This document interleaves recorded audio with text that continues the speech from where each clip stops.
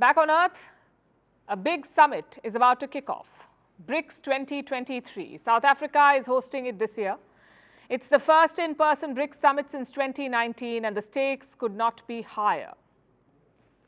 Prime Minister Narendra Modi of India landed in Johannesburg earlier today. He's taking part in the Business Leaders Forum.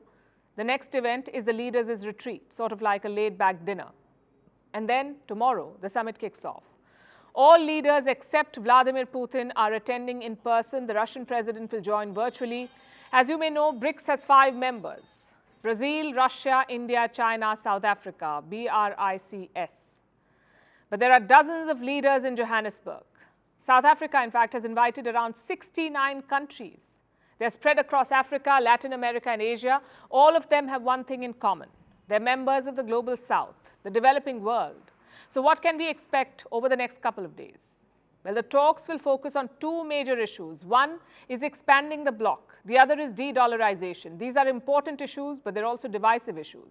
Around 40 countries, 40 countries are interested in joining BRICS. I list out the major ones: Saudi Arabia, Iran, the UAE, Argentina, Ethiopia, Egypt, Kazakhstan. They all want to join. Why do they want to join?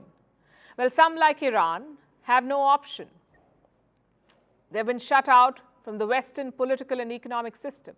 So they need an alternative, hence BRICS. For others, it's about opportunities.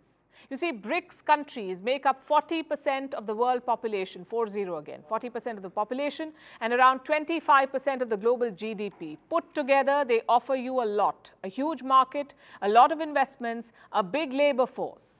You get the idea. But not every member is eager about this expansion, like India and Brazil. New Delhi has called the expansion a work in progress. It wants to create a set of rules, like who can apply, what are the conditions, how much time could it take. Basically, India doesn't want expansion for the sake of it. But that's exactly what China wants. And they have a political motive here: to use BRICS to undermine the Western global order. So the problem is evident. India wants BRICS to stand for something, a multipolar world order. China wants BRICS to stand against something, the Western order. Now, these differences are unlikely to disappear soon. Also, rapid expansion could dilute the group's effectiveness. Just think about it. What will happen if you put Saudi Arabia and Iran in one group?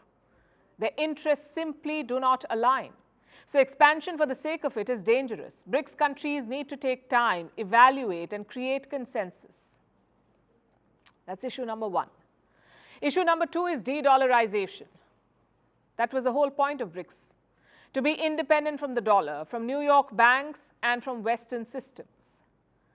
Now, there are 2 parts to de-dollarization. One is trading in local currencies. For example, India and Russia will trade in rupee and rubles.